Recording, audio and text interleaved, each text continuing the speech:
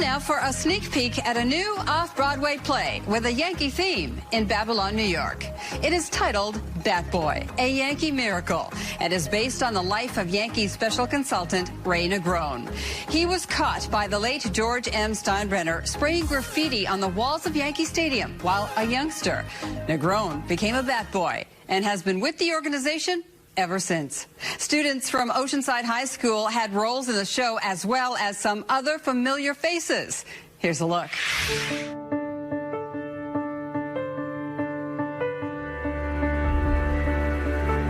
You know, it takes me back. It's like a time tunnel, going back and reliving Thurman, Reggie, Catfish, all the guys from the era that I love so very much, and the boss, and how he became the boss because of that era.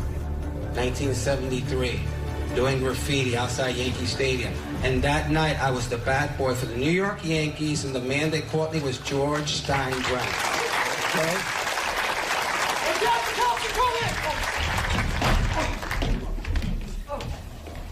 What he did? Wait, stop! What? Stop! Look what he did! It's my team. It's okay. It's okay. George was the craziest man I ever knew in my whole life. Let me say that George Steinbrenner was the greatest man I ever knew in my life. I feel that I'm giving tribute to the people that I love so much, to the boss, to Reggie, to Billy, to Thurman. Forget about it. Thurman, you're my captain. I need your advice. I'm just Thurman. No need for the captain, or I'm going to start calling you boss.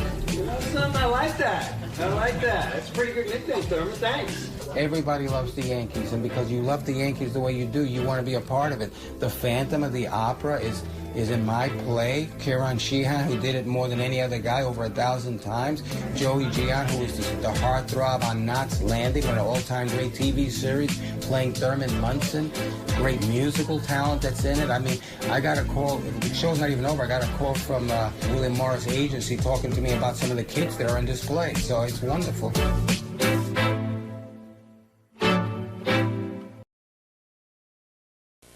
Great events in Manhattan history. King Kong goes ape over New York. The Giants win the pennant at the Polo Grounds. And now the grand opening of the Wiz on 6th Avenue and 8th Street in the Village. Free t-shirts, thermoses, mugs, and frisbees. Nobody beats the Wiz on this Sony pocket-sized Watchman TV. Unbeatable at $119 on this deluxe portable 5-inch TV with AM/FM radio. Unstoppable at $59. On this Crown AM/FM stereo double cassette breakaway. Unbelievable at $39. Grand opening sale now at all 13 Wiz stores.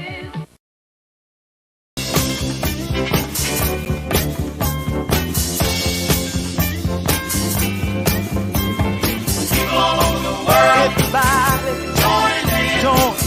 Start a love train. People all over the world now. Join in. Love ride. Start a love train. We are What here. is up with it? Oh, this is my show. Or is it your show? No, I've always had the 7:30 slot. I know, but it's chapters. Rap Anyway. Youth Hero Show. Okay, all right. You started off. Go ahead, Tyler. What is up with it? Welcome back to the Chapters Rap Youth Hero Show. My name is Tyler Gianchetta. And Here with me, obviously, as always, is Rachel I'm Barcelona, the youth who has hero. gotten a little bit chubbier and more masculine. Wow. in her wow. 2-month hiatus. Within 30 seconds, you're throwing me under the bus. Well, this is the Chapters Rap Youth Hero Show meets the Chapters Rap Show. We're here at the Argyle Theater, and what a beautiful night it is. It is. We have the sun is shining. Cars passing by. Yes. It's very authentic. People honking the horn, waving at us, Really? and we got a street fair here. And it's very important that we're here today because in a couple of days, we're going to be doing Bat Boy right on the same stage We are here. right under this very roof. That's right. That's right. The Bat Boy, Ray Negron story. And you saw the coming No, Steve, attractions. you gotta say it right. That's right. The Bat Boy. The Bat Boy. There we go. But we're here at the Argyle Theater here, located on Main Street, right in the village of Babylon. You got to get your tickets. They're only $35 for orchestra, $25 for balcony. But if you get them tonight, $15 for the balcony and $30 for the orchestra seats. Limited time offer. Limited time and they offer. are flying. And they're flying by. But you know what? It's a beautiful night. It's a beautiful People want to thank Gabe and Carmine behind the scenes for doing the work that they do. Want to thank them very much. And the ownership here, the Perlmans, for allowing us to do our show here. But it's all about the small businesses. But before we get started, we always like to start off in song. We do. And you got your dulcimer. I do. I don't have my instrument, but maybe you could play some tunes for our folks out there. Well, see, Steve, I'm glad you asked me to do so because we're celebrating here. We're celebrating. And we have the Love Train. It's all about joining hands. Yeah, joining hands. And this show, both our show and Bat Boy, is all about people coming together. Yeah. George Steinbrenner welcoming Ray with open arms. That's right. You see where I'm going with this? I see where you're going. And Gabe, our lovely technical producer, has asked me to play Creed. So, Right, you know what? I'll well, just, open I'm giving you the arms. 2 + 2. And There we go. I'm even giving you the equal sign. Creed. But now, so we have Creed, we have open arms. Uh-huh. I'll even give you the 4 of the equation. I'm playing with Arms Wide Open. Okay. A personal favorite of mine, a classic, Classic, if you will. So, you know what? Because we accept everyone with arms wide open for you, the people. The people. So, with arms wide open. Take it away, Tyler Gianchetta.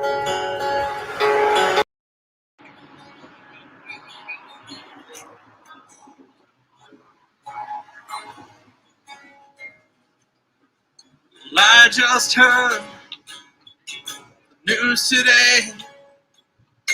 Seems my life is gonna change. Close my eyes, begin to pray.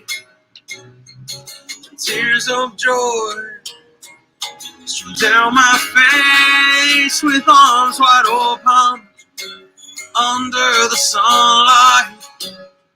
Welcome to this place. I'll show you everything with arms wide open. With arms wide open.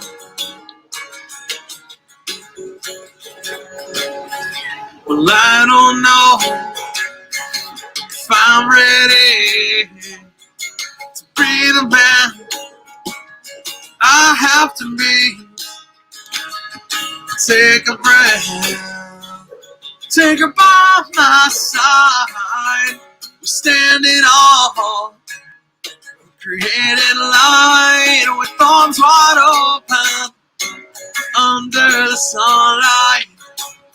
Welcome to this place. I'll show you everything with arms wide open. Now everything has changed. I'll show you love. Show you everything with arms wide open. Oh yeah. If I had just one wish, only one demand. Hope he's not like me. Hope he understands so he can take this life. Hold it by the hands so he can greet the world with arms wide open. With arms wide open under the sunlight. Welcome to this place. I'll show you everything with arms wide open. Now everything has changed. I'll show you love. Show you everything with arms wide open. With arms wide open.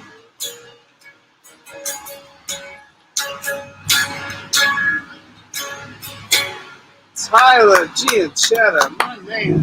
Thank you very My much. man, Pots and Pans. Thank you very much, Marshall.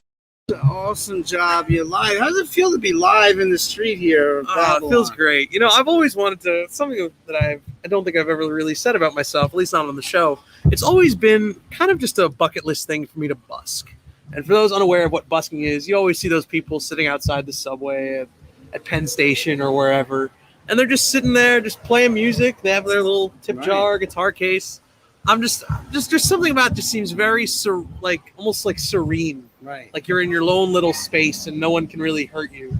Right. And it's funny because when we did our first Bat Boy show, there's a group called Diva Nation, and they performed. They were on stage, and I met them couple years before the first Bat Boy show 3 years ago, I met them singing in Penn Station in the subway, and they were doing just like you did, busking, and they were doing that, and they nailed it.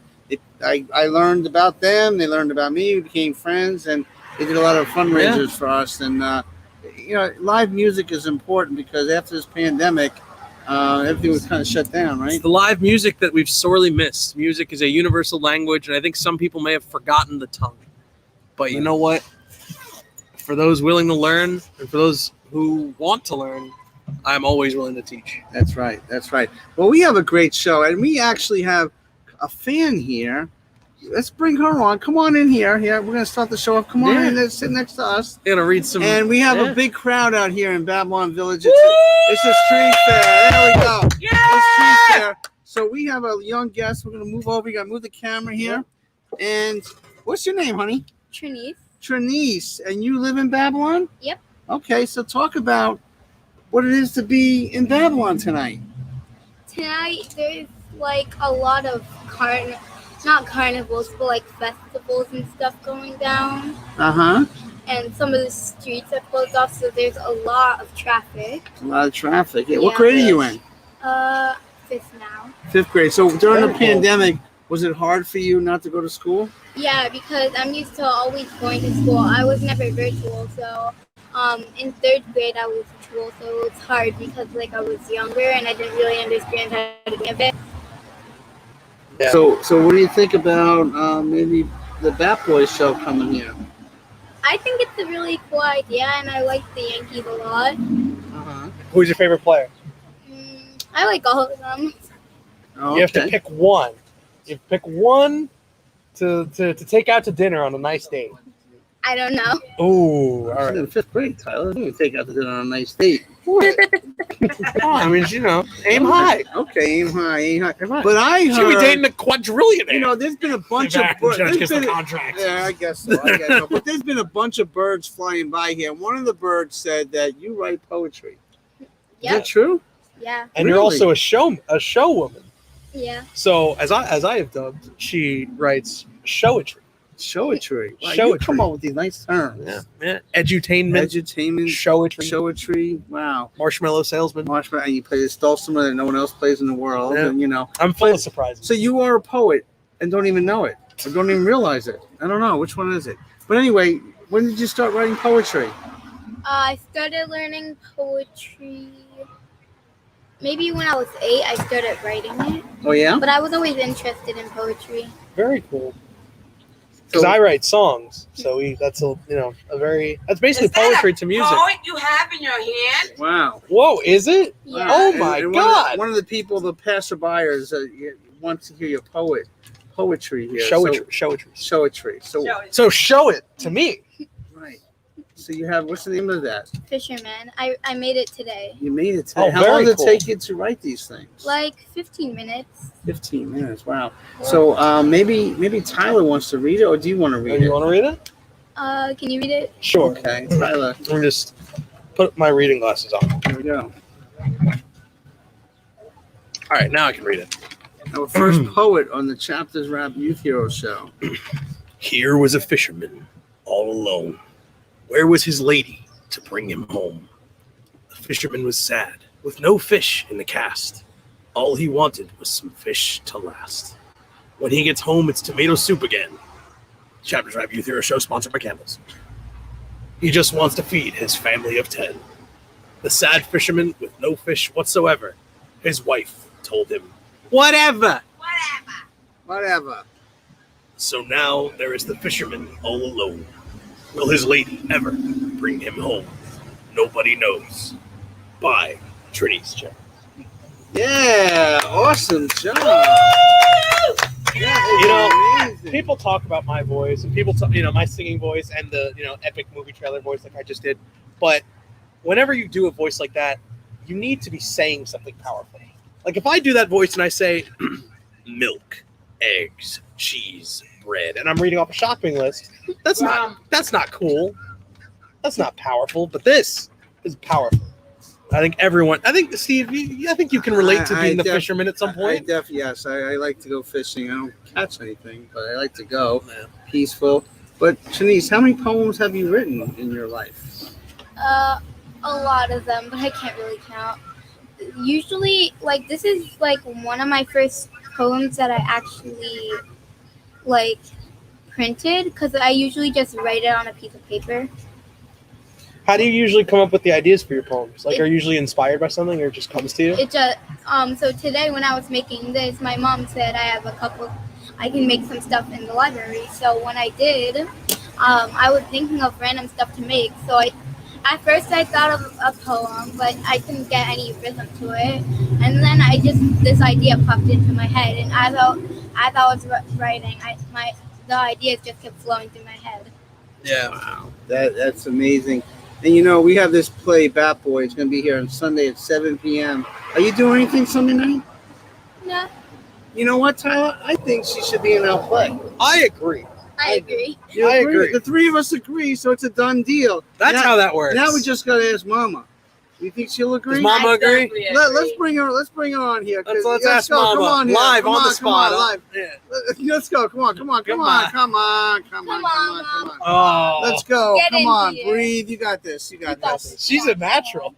So you're both wearing green here. The apple doesn't fall far from the tree. Here we go. This one is a uniquely cherished tree. Oh, okay. Yes, from my father. Okay. Yes. Okay. So talk about what's so great about your daughter. OMG. And how do I start and when do I end? It all started when she was born. It all started when she was born, because she is the apple of my life, and I am not like mushy. I'm not a mushy person. No. And I'm not a camera person. But I literally was running from you guys all night long. But this little girl. But we reeled you in. We're fishermen. We're expert fishermen. Just now, right there, She makes my me do mom was anything. backing up from the camera. She didn't want to do it anymore. I legit pulled her to go here. And you even And you followed. Oh, you're that part. Yeah. You followed your dreams, and your mom supported you. That's what that means. All day, every day. This is the apple of my life, and this is what it's about in Babylon Village. When you have these small villages and everybody that care for each other is what community that counts, you know? Absolutely. I love it. I love it. Well, because this is so great, I'm the producer of this show, Bat Boy, at the Argyle Theater. We're going to have Trinice be a part of it. She's going to be on stage on Sunday. She's going to be in our choir. Yeah. You've seen Tarzan, I'm with right? it. She wants to do it, I'm with it. And what about you? What about you? You want to be in the show? Well, Mama Bear is a little bit too old for things like that. Oh, okay, all right. But you have a business too. Talk about what you do. Tell our viewers out there real quick, because this is we're in a street fair in Babylon Village. It's all about the small businesses. After this pandemic, we need to support each other. Come on out. So what do you do, Shanice? I'm sorry, I'm not as camera ready as my daughter. She's natural born for this stuff. I'm not.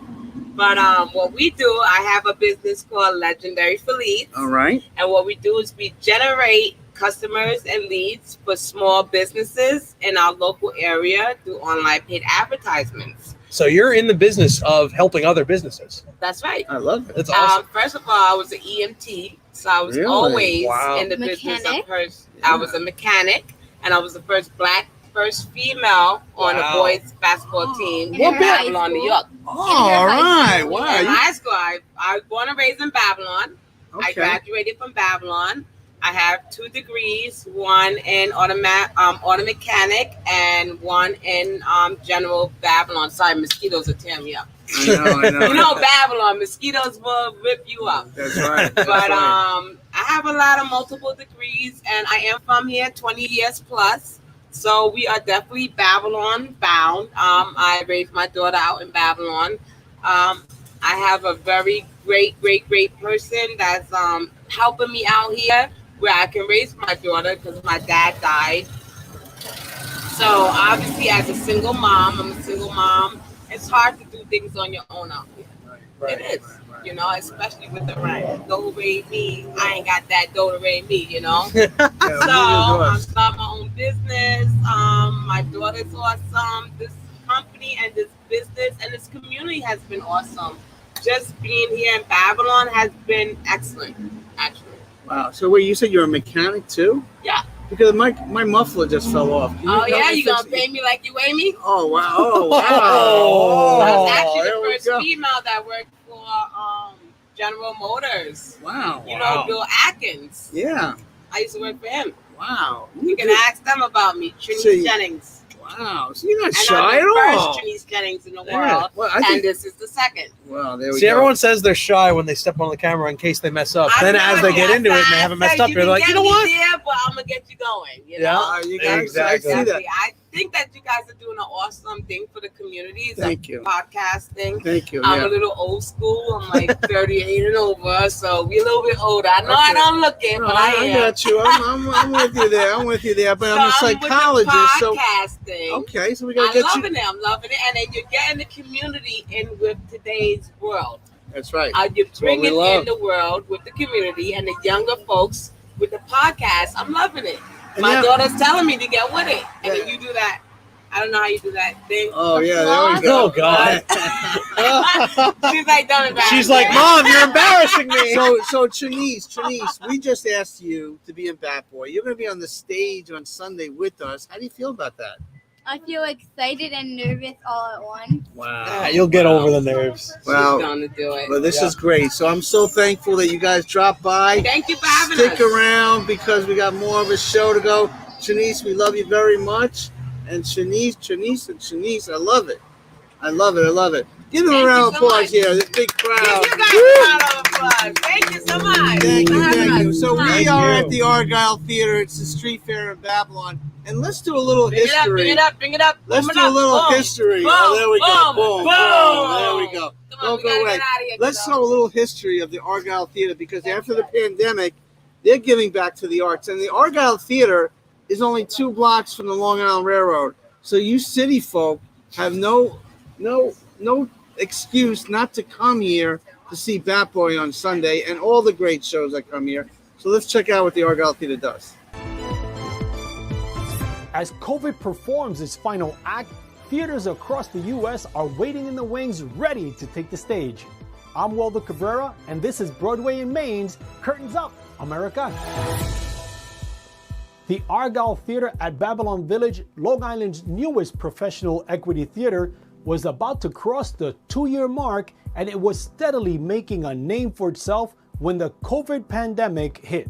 It had just opened Cabaret, and the cast was only able to put on a handful of performances. It was a devastating blow to father and son co-owners Mark and Dylan Perlman. Compared to other theaters with longer histories or wider subscriber bases, the Argyle didn't want to fade into obscurity during the COVID shutdown. Fortunately, the Perlmans were able to open the Argyle Academy of the Arts, giving kids a safe place to learn and to express their creativity. Their experience hosting concerts, comedy shows, and other limited engagements, in addition to their year-round roster of musicals, uniquely positions the Argyle for reopening as New York State mandates allow. As the restrictions loosen up and as we see the vaccine rollout proceed, we'll be looking to book one-off events, whether it be comedy shows, concerts, or bringing in former performers for a Broadway night, Dylan said.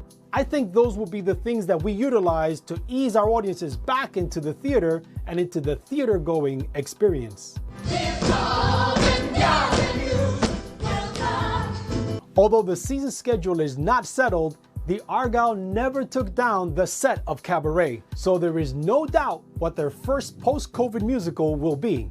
Also looking forward to saying willkommen to the Argyle are the businesses on Main Street.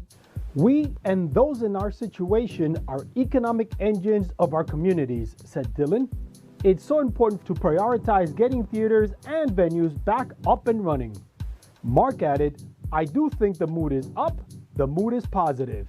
Reflecting on the words on the Argyle Theater marquee, stay the course, stay tuned. For more detail on this story and to see how regional theaters are helping America's main streets break a leg, visit BroadwayInMaine.com. Find America's top theatrical talents on the cross streets of Broadway and Main. If you're just tuning in, we're at the Argyle Theater in Babylon, and in a couple of days, Bat Boy on August 8th, right here on the stage. And Tyler, you're going to be warming us up. You're going to start the whole show off with a couple of songs, right? I am. It's a pleasure and honor to be back performing with Bat Boy and with the great cast that will be there. And just to share the stage with so many legendary people and legendary people for acting as even more legendary people. Yes. And it's all for a cause. Every time we do a Bat Boy show, we're giving back to the community. In this case, right here in Babylon, there's a family struggling with Parkinson's. And this gentleman, he can't get around. He can't get into his bathroom. He's really, really struggling, and they don't have the funds to renovate the house. So we're stepping in. We're trying to step in and creating funding for this family in need right in the village of Babylon. So you guys got to turn it out, help one of your peers here. It's only $35 for orchestra seats and $25 and for balcony seats, but it's August 8th. Come on out, help this gentleman, help himself with dealing with Parkinson's. And Tyler, we've always giving it back, and that's important to you as well, right? That's always what it's about. It's just, we're always for the people. That's always what we do. We're all about paying it forward and giving back, and just if we don't help them, then no one will. Right. So Babylon, turn out here on Sunday. Balcony seats, 25. Get tickets tonight. If you come to the city fair, it's $25. It's $15. I'm sorry, $15 for the balcony and $30 for the orchestra seats for our show Bat Boy on August 8th at 7 p.m. And again, it's all about small businesses here because after the pandemic, everything was shut down. Businesses closed. Families were struggling with employment. The unemployment rate is up to 20%. Families in need. Trying to get food. Obviously, we're outside on the street, so it gets trying to get these out here. Yeah. But it's about the small businesses. And so Ray Negron, wife's family owns Bunger's Surf Shop here. And her father, Teresa Bunger's father, was a world-class surfer. And he created Bunger. He started Bunger's. He created an opportunity to make surfboards. He's done that for over Cowabunga, dudes. Cowabunga. Unfortunately, he passed away a couple of years ago, but the tradition and the legacy of Mr. Bunger lives on forever. He is so beloved here in this town. And Bunger's is right here. They have a table here. They're selling their stuff at a discounted rate. But we have a little video I want to show you about Mr. Bunger, Charlie Bunger, and how an amazing man he was. And his legacy will always continue. Let's check it out.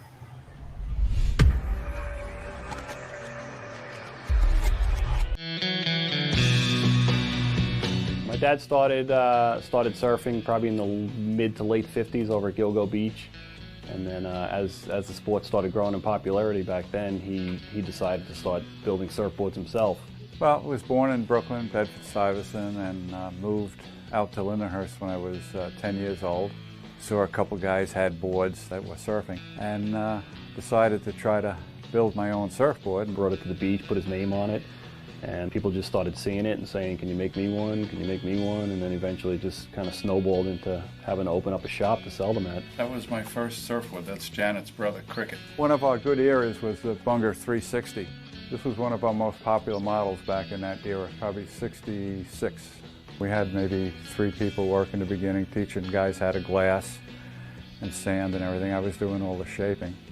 When we were selling skateboards, that was at a trade show in Chicago. We had packed up our little display, and we had these guys who were all salesmen and stuff. And that was the Surfing Hall of Fame, the East Coast Surfing Hall of Fame induction. I don't know what year it was, and that's Greg Knoll when he gave me the award. As far as the Bunger name in New York, I mean, it's definitely, it's a big name in New York as far as surfing goes. I mean, next year we're celebrating our 50th year being in business. a lot of people that used to live in New York when they were younger that moved away, they want to come in and just check out the store and see what's going on with it and sit down and, maybe talk with my dad a little bit and just, talk about old times that they used to have back in the day. Yeah, it's pretty deep in history. It's pretty cool.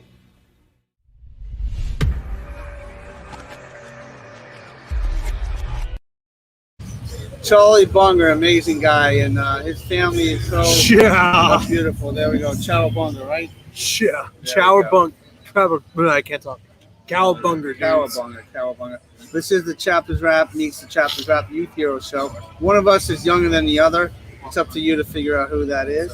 We're in Babylon Village here. It's a street fair. I want to thank the boys behind the scenes, Jay and Gabe and Carmine and Matthew for doing a great job here. But you know what? We just got offered to work with the Long Island Nets. Whoa. Yes. And it's pretty cool because they're asking us, our Chapters Network, is to give out 800 tickets for each of their games at the Coliseum in the upcoming season to communities in need. And that's what we do, right? That is what we do. And then also, we're going to run a clinic, a basketball clinic, and a life coaching clinic at the same time with Lowe's Moore, which is going to be a great thing. But if you don't know anything about Long Island Net basketball, let's check out this video and show you guys.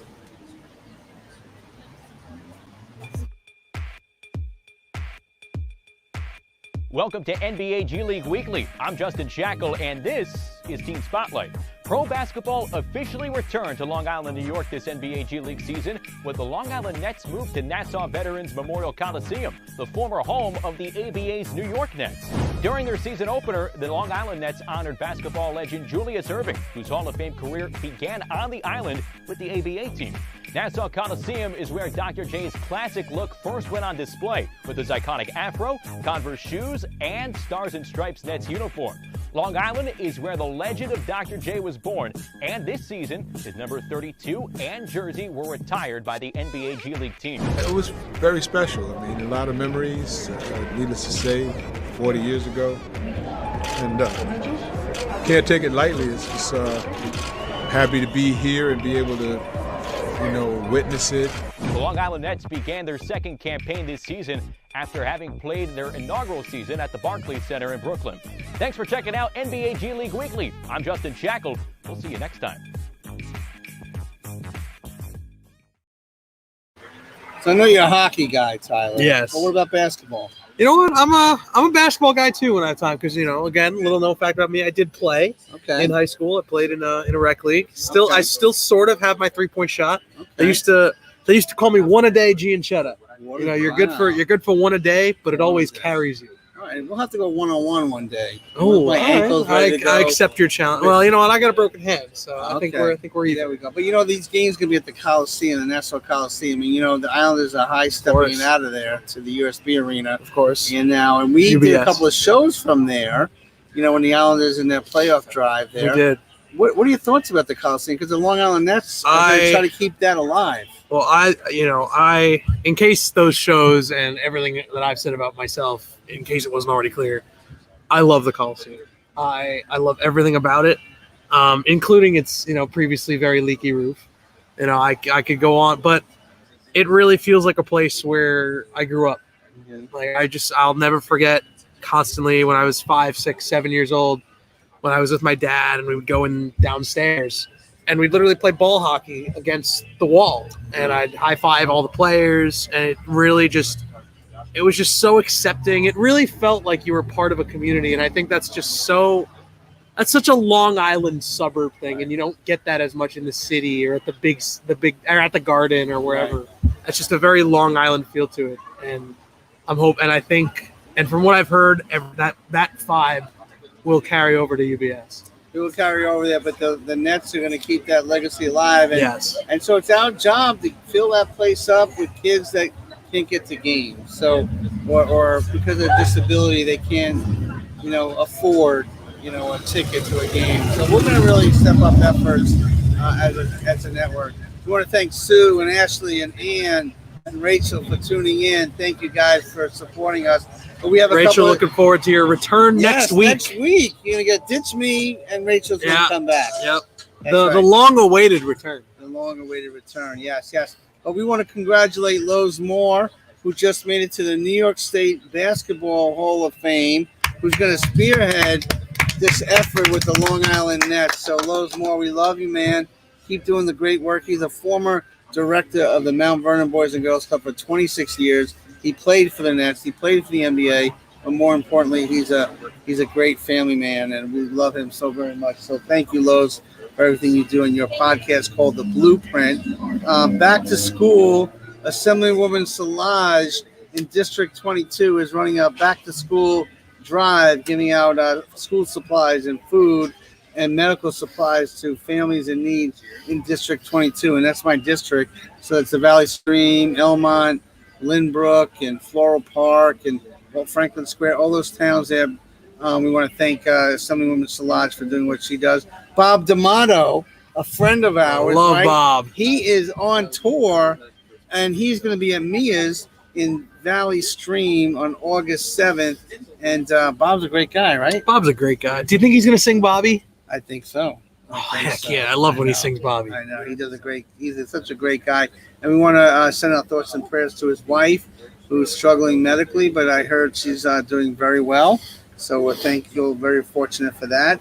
Also, Susan Aquila Band, August 14th at the Barnum Club, Barnum Ballroom in Island Park, and this band is killer.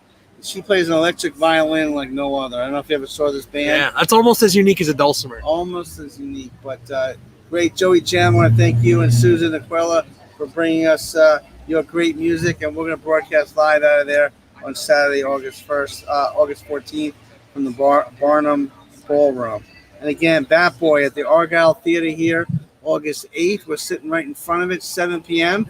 Get your tickets today or until showtime on Sunday. $35 balcony seats, $35 orchestra seats, $25 balcony seats, and we're selling. Ticket sales are going pretty good. Yeah, I would say so. Yeah, we have Rick Mango, we have Mr. Staten Island is going to sing, and Dwight Gooden is going to be there. The good doctor, Dr. K himself. Ahmet, a Yankee, the Yankee Ahmet. No matter how you do, he's a New Yorker. He's a great guy. So I want to thank him.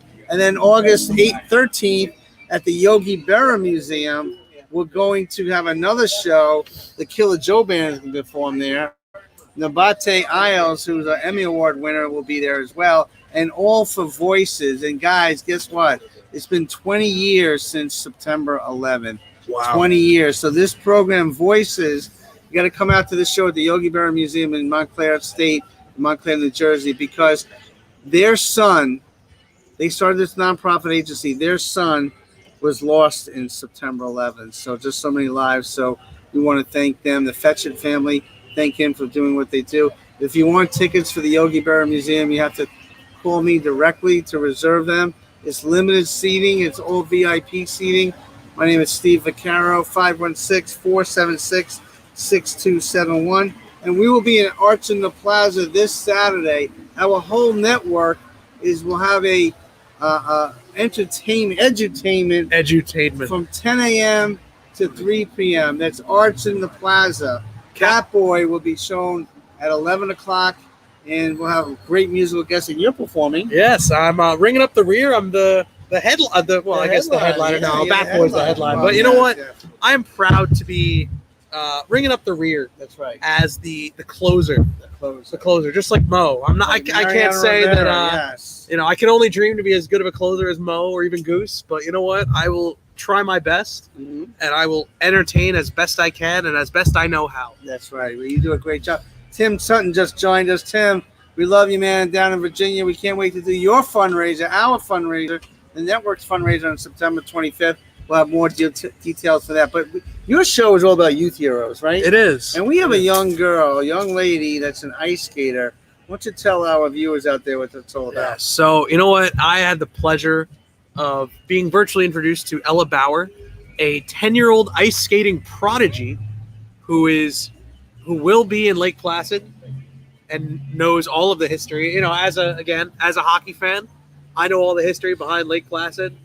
And as she's been taught well, and she knows the history of what has happened on the ice at Lake Placid and how sacred of an ice space that is, And she is trained. You know, most 10-year-olds are sitting down watching cartoons or playing with American Girl dolls. She's out there training her butt off to be the best Olympic figure skater she can be at 10 years old. And that's just incredible. And I can't wait to hear her story from her words themselves. That's right. At 10 years old, guys. I mean, I don't know what you were doing at 10 years old. I would prefer not to repeat what I was doing at 10 years old. And I don't know what I was doing at 10 years. I certainly know what Carmine wasn't doing at 10 years old. That wasn't that's not a pretty sight. But, you know, but anyway, Carmine's our producer and engineer backstage. And actually, give a shout out to Carmine. He's playing Little Ray. He's playing Ray Negron. What do you think Little Ray was doing at 10 years old? I don't know. But at 17, he was spray painting graffiti on Yankee Stadium. But Ray, Carmine is going to check it. You got to check him out just for his acting alone. He's a great guy. But there we go. Getting ready for Bat Boy. There's Carmine spray painting. He got nothing in his hand, but, you know, he's pretending to spray paint. Nailing it. But he will nail it on Sunday. We'll get it together, you know. Absolutely. You know, that's what rehearsal's all about, you know. He forgot to hold the spray paint. Yeah, minor setback. Minor thing. But, you know, I don't know. Anyway, he's a great guy. But anyway, it's all about this little ice skater. Yes. And her mom interviewed her, I guess, right? Yeah, she's interviewed everywhere. Yeah, you know, and no better place to when you're a public figure, especially an athlete, you deal a lot with the media. That's right. And it's always good when your parents support your dreams, and even better when they help you prep. That's right. So, her mom grilling her, and giving her a legitimate, hard-hitting, asking the right questions sort of interview, and just really allowing her daughter to share her story in the best way possible. And before we see that, we're going to embarrass Carmine a little bit more because his mom is on the screen there. She's our biggest fan, I think. Carmine's mom, I think, you know. And I know she's going to be front and center on Sunday night. I'm sure she will. Yes, I'm but sure. There we go. It's a pasta dinner first, and then come down to the Argyle here, and then, you know. So that's what the whole family's all about. But this little ice skater, she's the granddaughter of Murray Bauer, who is an amazing guy, and we'll have to spend another show on that. But let's check out this interview between mom and daughter, right? Let's check it out.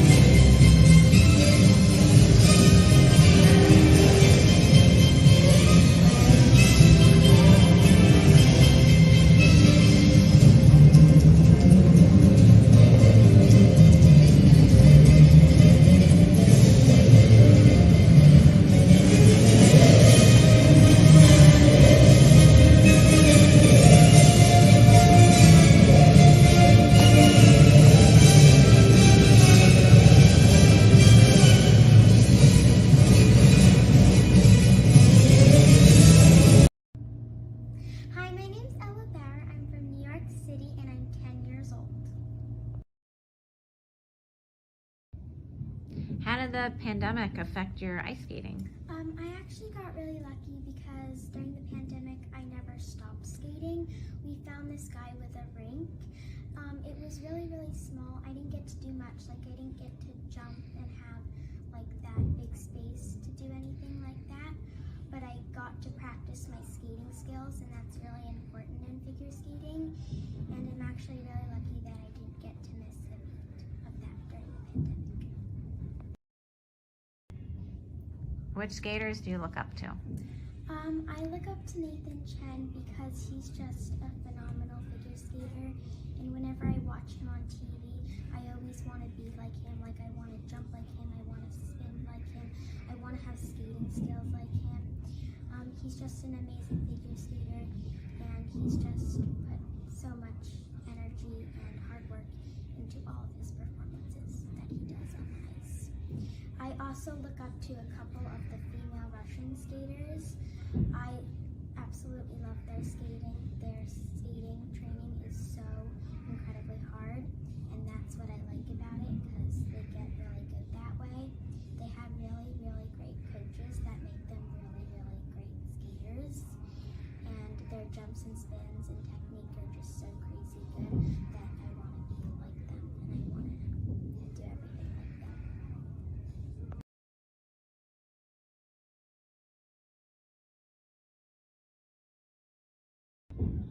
Can you describe an average day of your training schedule?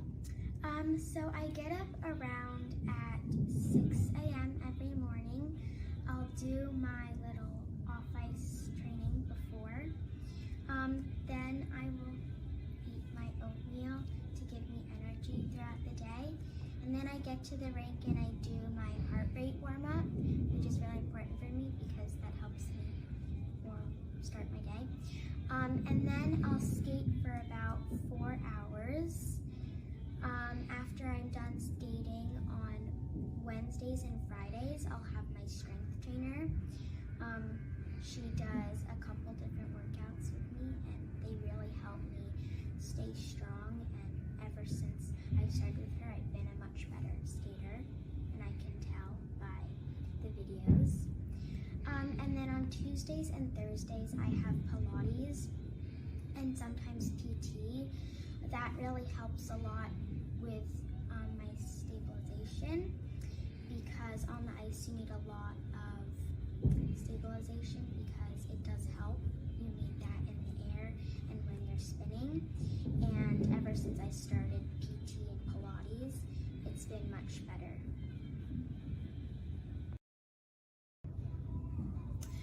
I normally skate 6 days a week, and it's really important to have a day of rest so we can reset my muscles for next week.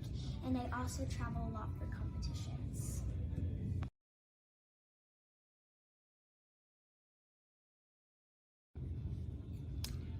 Do you think you're competitive? And if so, what gives you that competitive edge? Yes, I am very competitive. I've always have been. Whenever we do these little competitions in practice, I would always want to try and win. That's always how I've been. And what gives me that competitive edge is probably the way I train and how my coaches train me. I'm really lucky to have a coach who has such a great heart for me, and I've been taking from her for about 3.5 years now.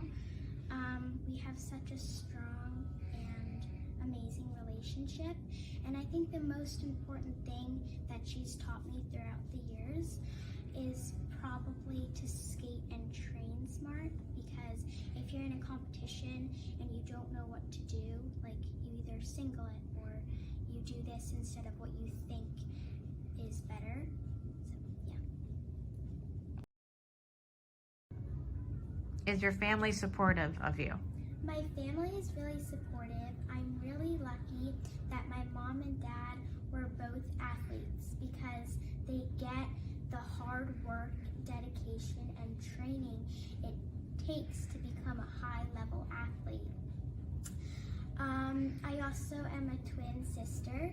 My twin sister doesn't skate, but she is my #1 biggest fan. She is so supportive of me no matter what, even when it's on the ice or off the ice. And I really appreciate that, and I love her very much.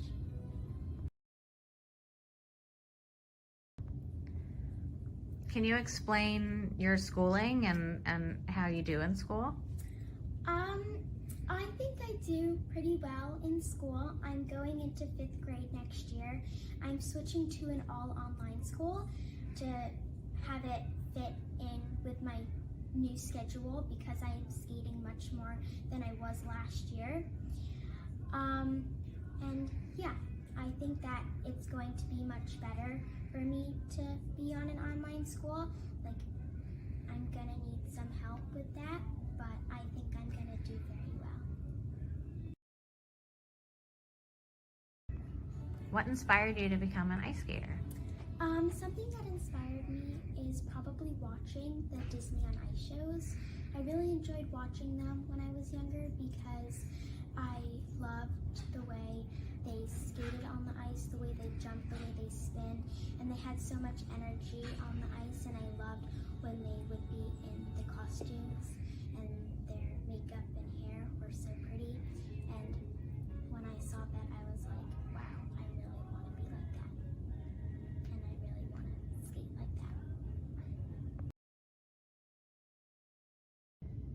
What are your ice skating goals? My first goal is to get my clean double axel by the end of the summer.